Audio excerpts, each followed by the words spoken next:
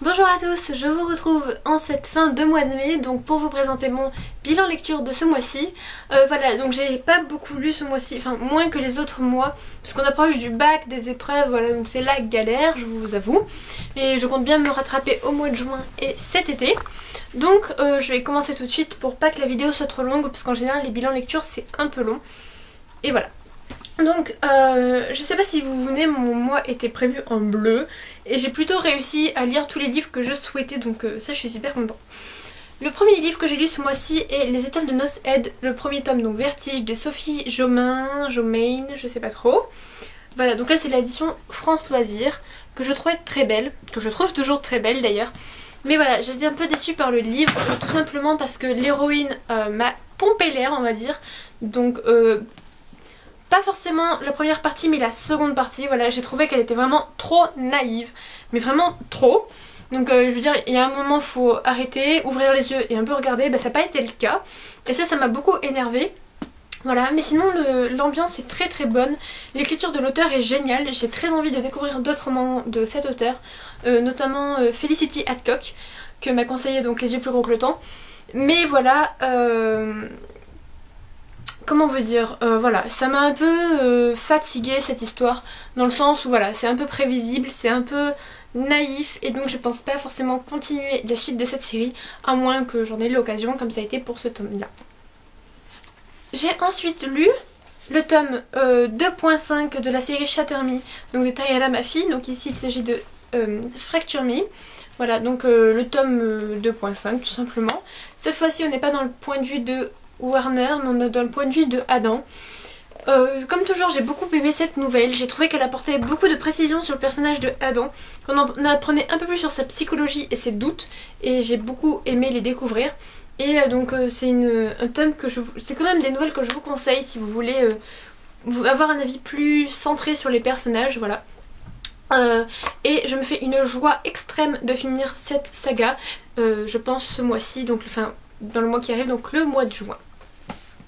J'ai ensuite lu Beautiful Disaster de Jamie McGuire, publié chez J'ai lu, que je n'ai pas avec moi puisque c'était un emprunt médiathèque, mais je vous mettrai une photo donc par ici. Voilà, donc c'est un livre que j'ai beaucoup aimé. Comme vous le saviez, c'était mon premier new adulte. Et j'ai été très étonnée parce que je m'attendais à beaucoup plus de scènes de sexe. Et ça n'a pas été le cas. Donc ça a été une grosse bonne surprise. Ensuite j'ai beaucoup aimé les personnages, même si j'ai trouvé l'intrigue un peu étrange. Voilà, l'intrigue est basée sur les personnages. Et c'est pas les personnages qui vont faire l'intrigue. Je sais pas si vous voyez ce que je veux dire. Bref, voilà, j'ai adoré le personnage de... J'ai oublié son nom, bon c'est pas grave. Le personnage masculin principal, je l'ai beaucoup aimé. Pareil, l'héroïne là est toujours un peu naïve, un peu pompante on va dire, mais beaucoup moins que dans Les Étoiles de Noces Aide, voilà. C'est un livre que je vous conseille, même si vous hésitez un peu, ça peut être une bonne surprise comme ça a été mon cas. Après, vu la fin, j'ai pas forcément envie de lire la suite. C'est une fin qui est tout à fait fermée, tout à fait bien, et j'ai pas très envie, enfin... Si l'occasion se présente, pourquoi pas, voilà. Mais sinon, là non plus, j'ai beaucoup aimé ce tome-ci. J'ai ensuite lu Ici et Maintenant de Anne Brachares, publié chez Gallimard, qui sort dans 4 jours, je crois. Ou un peu plus, il sort le 4 juin. Voilà, donc je remercie les éditions Gallimard pour leur envoi. Et j'ai beaucoup aimé ce livre. Donc je tiens juste à dire que vous pouvez trouver toutes les chroniques de ces livres que je vous présente en barre d'infos. Donc notamment celle de celui-ci. Voilà, après c'est pas été folichon non plus, hein, ça a été une bonne lecture, mais j'étais dans cette période, vous savez, où arrivé à la moitié, c'est une sorte de panne qui s'installe, et donc on décroche, et ça a duré un moment pour moi. Donc ce livre en fait partie, j'aurais aimé peut-être l'aimer un peu plus, mais voilà, je pense que vous pouvez beaucoup l'aimer, même si ça reste assez jeunesse. L'univers est très sympathique, les règles que doivent suivre, donc... les gens qui ont, on va dire, changé d'époque, voilà, c'est très futuriste, hein, mais c'est très très sympa. J'ai beaucoup aimé la fin qui j'ai trouvé très réaliste, et donc c'est un livre que je vous conseille. Ensuite, je remercie toujours les éditions Gallimard pour leur envoi, parce que là j'étais super heureuse. Donc il s'agit de Memoria, le second tome de la saga Multiversum de Leonardo Patrignani. Voilà, la couverture est toujours aussi sublime, mais ça doit faire au moins 10 000 vidéos que je vous le dis. Donc concernant ce roman, je l'ai beaucoup aimé. J'ai adoré retrouver donc Jenny et Alex. dans la Memoria. Donc voilà, je n'en dis pas plus. Parce que je risque de vous spoiler le premier tome si vous ne l'avez pas lu. Si vous ne l'avez pas lu, vous devez le lire parce que il est trop beau. Rien que pour le livre, voilà, on peut le lire, j'ai envie de dire. Ensuite, il y a arrivé à une centaine de pages, il y a une coupure de dingue. L'auteur a fait un choix qui m'a surprise, mais que c'est vraiment audacieux. Parce qu'à partir de ce moment-là, je pense qu'on aime ou on n'aime pas.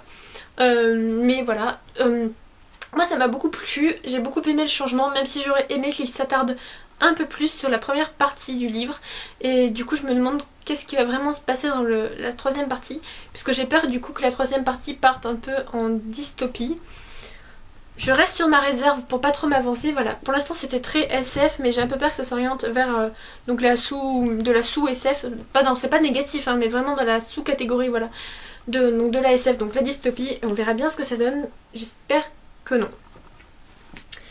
J'ai ensuite lu The Unbecoming of Mary Dyer de Michelle Hodkin, publié ici chez Simons & Schuster. Et donc qui est sorti en France le 15 mai je crois, ou le 14, non il est sorti le 14 mai chez Panini Scarlett, et c'est un roman que je vous conseille énormément. Voilà, j'ai beaucoup aimé.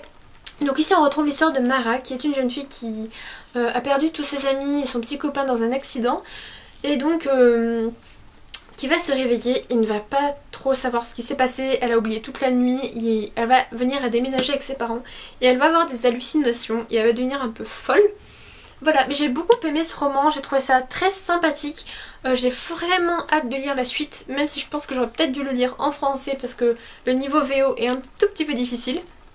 Mais sinon, ça reste vraiment compréhensible. Après, il est sorti en français, donc je pense qu'il faut pas forcément se priver.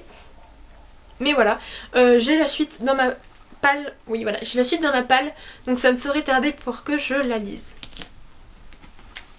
J'ai ensuite continué, voilà, ça a été un peu le continuité, les débuts des sagas, moi aussi. C'est pas une chose très bien d'ailleurs, mais tant pis. Le premier tome de Chroniques du monde émergé, Nial de la Terre du Vent de Licia Troisi, publié chez Pocket Jeunesse Poche. Voilà. Donc c'est un roman qui me tentait depuis très longtemps. Et là à la médiathèque il était entre mes mains et j'avais vraiment pas le cœur de le reposer.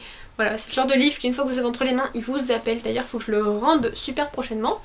Ça veut rien dire, mais c'est pas grave. Voilà, il était vraiment très sympathique comme roman, je vous le conseille. C'est de la fantasy jeunesse, comme ça me plaît. Voilà, j'avais envie de le lire un peu dans la même optique des Willen de Pierre Bottero. Vous voyez, ces mondes un peu fantasy du coup, un peu jeunesse, pas trop compliqué, pas trop prise de tête.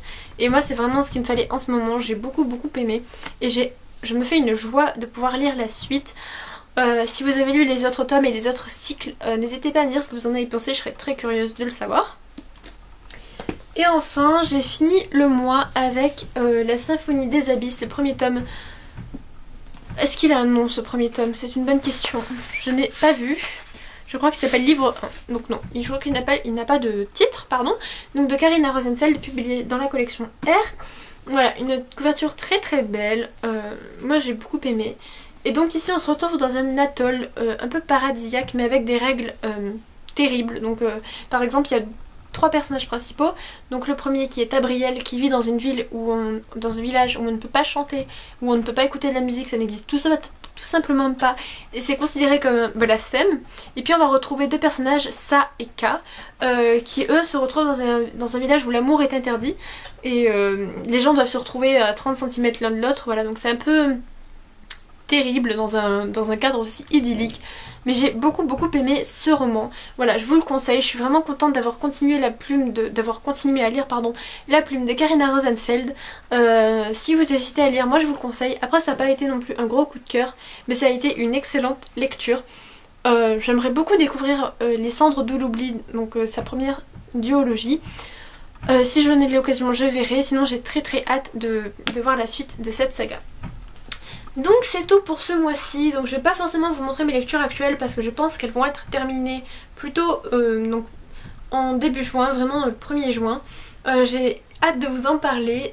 De toute façon je vous en parle dans mon Friday Reads que j'ai dû publier hier. Voilà, donc comment vous expliquer? J'espère que ce bilan vous aura plu. Je vois qu'il n'a pas duré trop longtemps, donc je suis assez contente de ça. Je vous retrouve très vite dans une prochaine vidéo. Je vous fais de gros bisous, bye.